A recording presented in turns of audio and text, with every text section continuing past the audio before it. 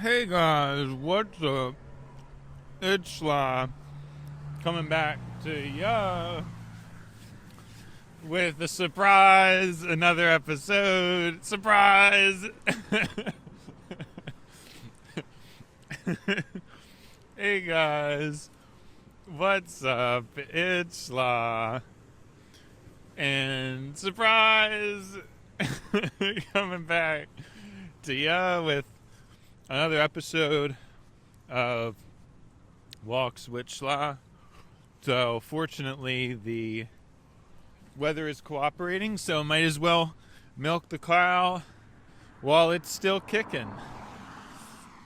That's one I came up with by myself. I've never even heard of that before, but we can start using it, creating idioms. Might as well milk the cow while it's still kicking, you know. Um, yeah, I don't know, but in terms of what I wanted to talk about, I don't think I really finished my point, or maybe I just want to talk about it again because I know I talked about it. I just don't know how much I did, but I want a coat that is essentially like just sleeves, and then there's not really much going on in terms of the vest portion. And I was just wondering about, like, what is the stupid creation of vests? Because the center of your body is already warm. It's the extremities that need to be covered. And so, like, I just don't understand what the point of a vest is. It seems backwards, and I'm assuming there's really not much thought to it, and it's mostly like a visual thing for people because in terms of logistical sense, it doesn't make any sense, you know? I don't know, it's just probably like some silly vanity style thing or something, but you know, the gloves are actually the most important part. Like, in terms of who would survive in the cold without damage longer, it would be having more fabric allocated to the extremities. So I don't understand why vests even exist, because it's just like, I guess I'm talking about like the winter coat type of vest, but even in general, like even just like regular vests, like adding extra fabric to your torso, that it just doesn't make any sense. I don't know why you would do that. Like, adding extra fabric to your extremities makes sense.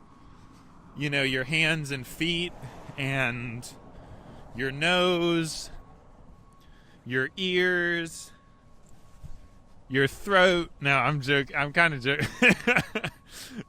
But yeah, it's mainly like your ears, your nose, and there's no, you know, why we have earmuffs, why do we not have a nose muff? That's like another thing I'd want, a nose muff. Or like a, you know, like a triple muff. So,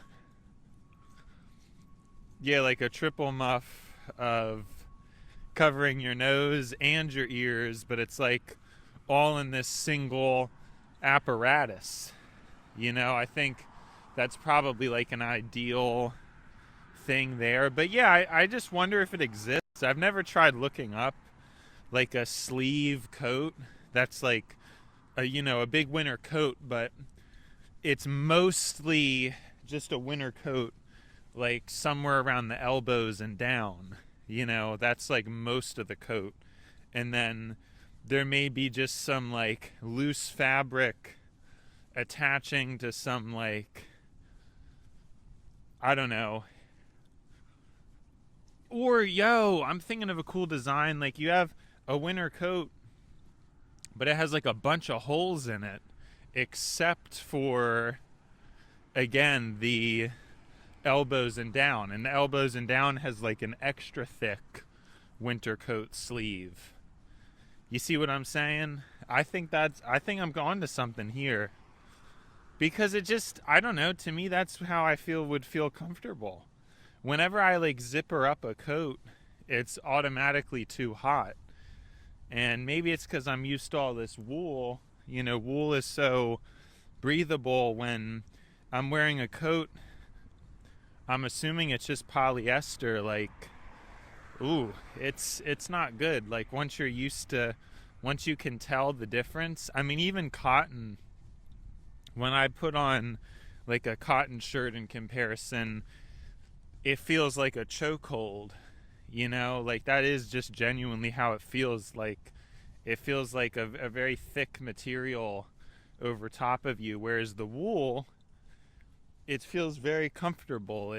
Merino wool, I'm just saying wool because I don't feel like just saying merino wool over and over again, but regular wool I can't vouch for, but I'm talking about merino.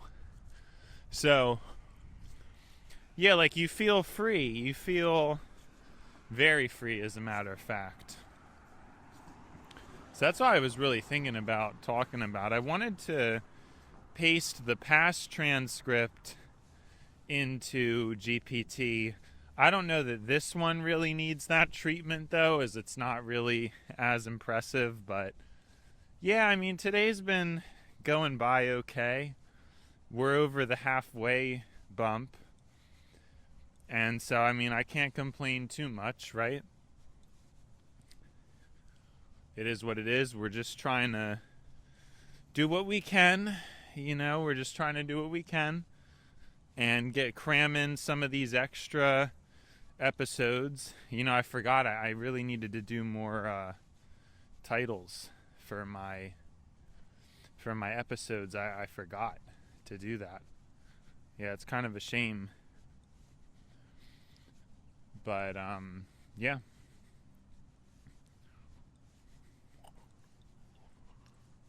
I guess it is what it is.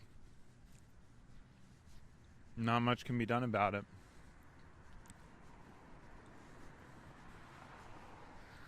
But yeah, I'm not sure. Like, what I'm really doing. Like I said, I mean, I remember saying it on a walk switch lie, actually. Like, I hope things hold out, and they haven't. Like, I have just spent a lot of money. Anyway, I spent more. I think during this period, I've spent more than earlier in the year. I mean, it really just went off the deep end. And I mean, yeah, technically 2026 hasn't started yet. So it's like, yeah, I mean, based on technicality, doesn't count. But man, I really was not, like, I just don't understand what happened. Like, I can't fathom what happened. So here we are. It's just like, whatever. Here we are. Is what it is, I guess. But it's crazy. It's such a crazy situation for me. But I just figure, we're going through life and we're trying to figure things out, and hopefully I don't go too far off the deep end, because I'm not really happy. Like, I obviously really wanted to push to, like, have a savings. I want to feel more secure, and I feel more secure than a year ago. That's for certain. But I really, I don't know. Like, it's still... But then you think about, like, other people, they don't even really have that opportunity. Or maybe they're even worse with their finances. Like, it's pretty difficult for me to pinpoint. But I mean, it's not even going to be possible for me to spend I think it's impossible for me to spend as much in 2026. But yeah, I just don't know. I don't really know what else to think about really right now. I'm just trying to take it easy, Just trying to keep my head up and get through the day, because then it'll be Christmas Eve and Christmas, and for me it'll be one of the darkest Christmases that I've dealt with, you know. It's interesting how that transpires. The darkest Christmas. So yeah, I don't know. I don't really know where to go from here or what to get at or anything like that, really. It's just like a odd circumstance. But I think too, though, there is a truth in that. There's a couple things. There's, I went crazy, but like at the same time, is it okay to enjoy life a little bit? Does that make sense? Like, I don't know. Is that okay? Probably. Like I'm pretty hard on myself, so it's like, is it fine? I mean, it's stuff that I'm going to have for a long time. A lot of this stuff, it's good stuff. So, yeah, I don't really know what else is there to talk about. Like, stuff, and I guess life is getting better materially, but I wonder if, I guess emotionally there's been pain, but there's development from that. There's been some kind of a development. And yeah, I see videos on YouTube of people who I feel like get more where I'm coming from. And I always try to like straddle this with all the law of attraction stuff, because there's a lot of people who obviously there's a lot of people who they'll say like, oh, well, you should just be positive and it attracts to yourself and that's all you're really supposed to do.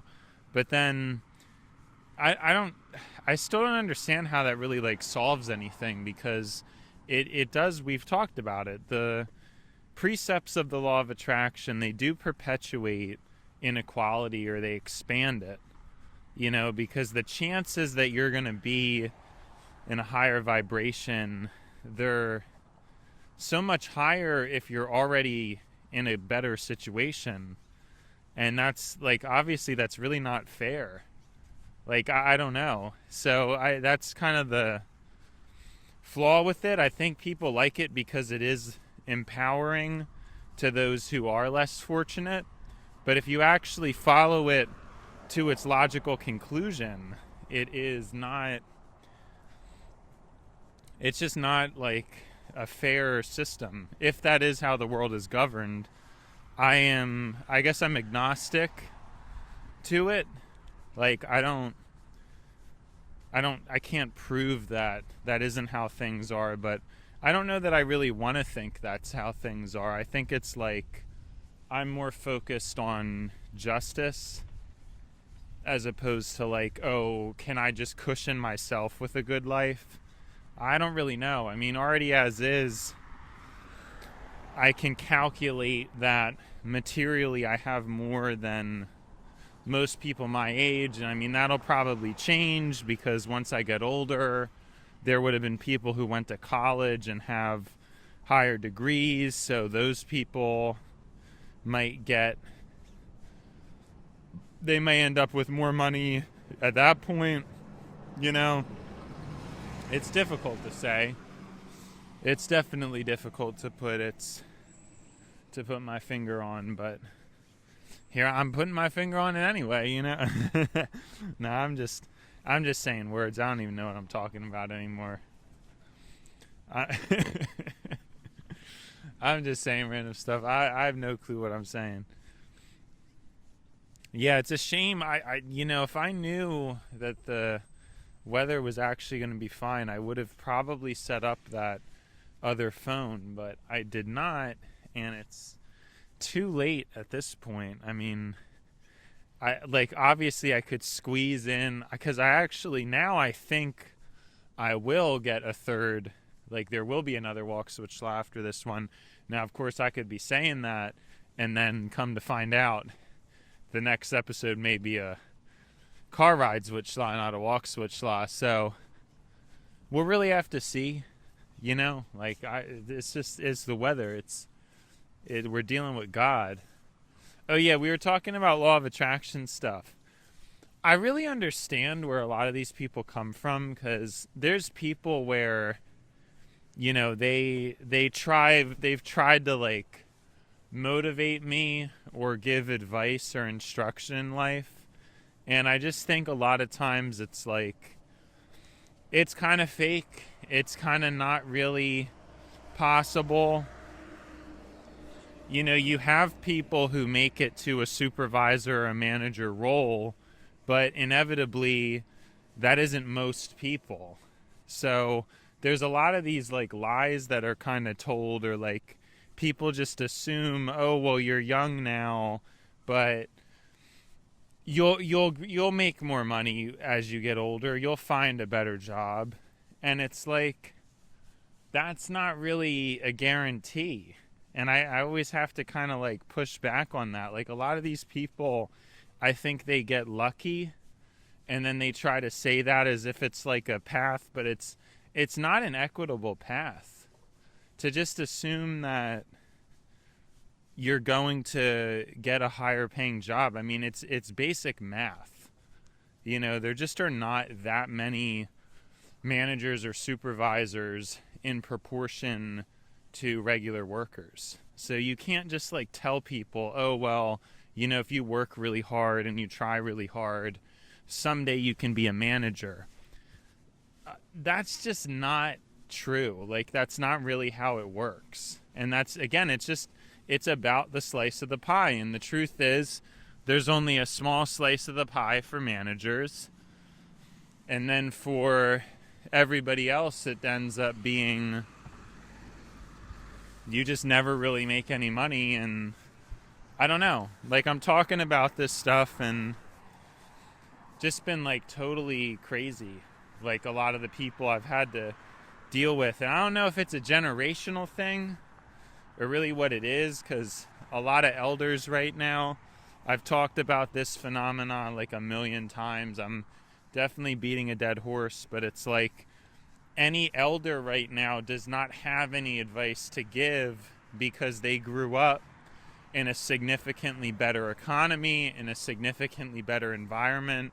So they don't even really know what to tell us, because their lives were so much better. I mean, they may not have been easier in the immediate sense. Like, I think that our generation broadly, things are marginally easier in the immediate sense. We don't have as, like, our cars are nicer. Even if you get like a dirt cheap old car, it's still a lot nicer than like previous cars in terms of the suspension and things like that. Obviously our phones and our technology, it's really good now. It's really fast.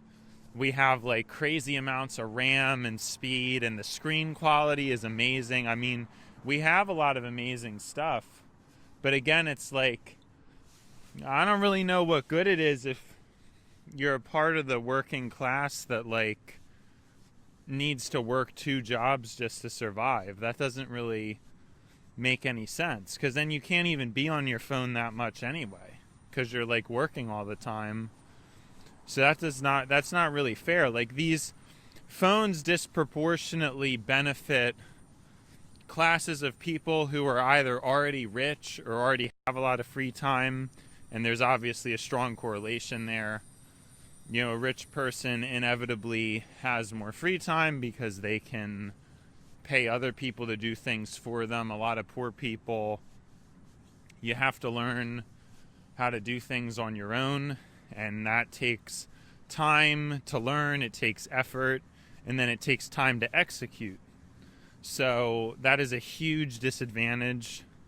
Whereas, a rich person can just pay someone to fix their car, a poor person might not be able to do that. You know, a poor person may have to learn how to fix it.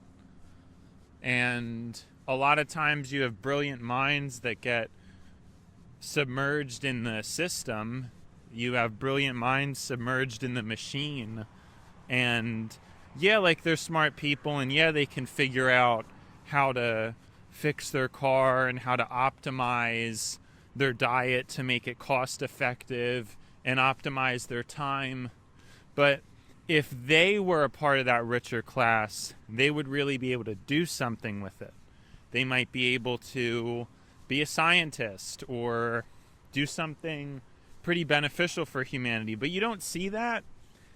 You know, I actually would liken myself, you know, as I'm saying this, I realize I'm one of these people where I was given the freedom, but I wasn't given enough structure by the system in society. And I know I talk about that a lot, how broken the systems are and how I see it.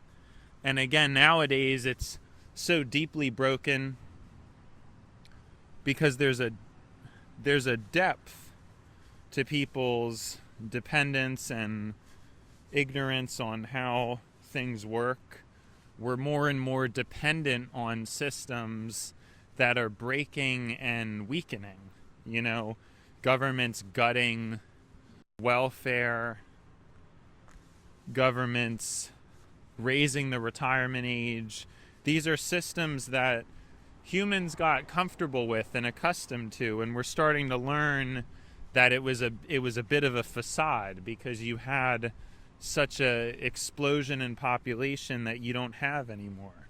We've talked about this a lot. I know I'm beating a dead horse, but I guess walking this path, it's bringing me right back to those thoughts. You know, that tends to happen. You know, when you revisit like a certain area that you've walked a lot of the same ideas that you were thinking about, they end up resurfacing. So, yeah, it's pretty crazy, you know? A lot of this stuff is crazy.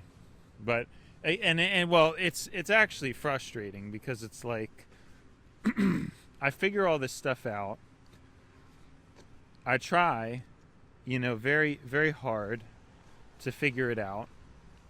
And I'm not getting anything for it at all. Like, because nobody's listening. Nobody cares. You still have older people who selfishly feel entitled to things that, you know, they shouldn't.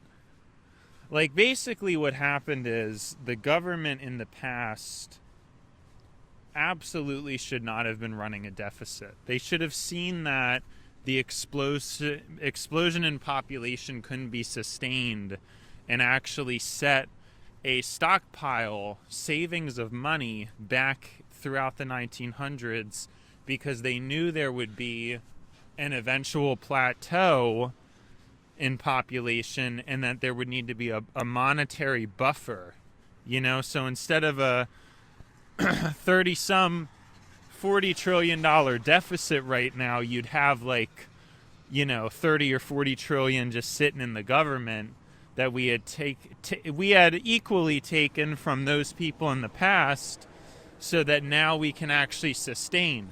But instead of doing that, they always were deficit spending, and they were just taking advantage of it for selfish reasons, just for the moment. And it's not panning out. And even now, they're taking even more debt. They just keep taking more and more debt. And it's like, when is this stuff going to be reconciled? Yeah, it's not, you know, the old people now, they're not caring or thinking about it. They just want to keep riding the wave until it crashes. And it'll crash on us young people. And it's deeply selfish and unfair. And I'm not sure why it's continued to be allowed to perpetuate. You know, because when I talk about it, GPT agrees, but days, months, and even years keep going by, and none of these issues I bring up even change. So, I don't get it. But anyways, it's been schla, and now it's time to buy schla. So, see you, Schla.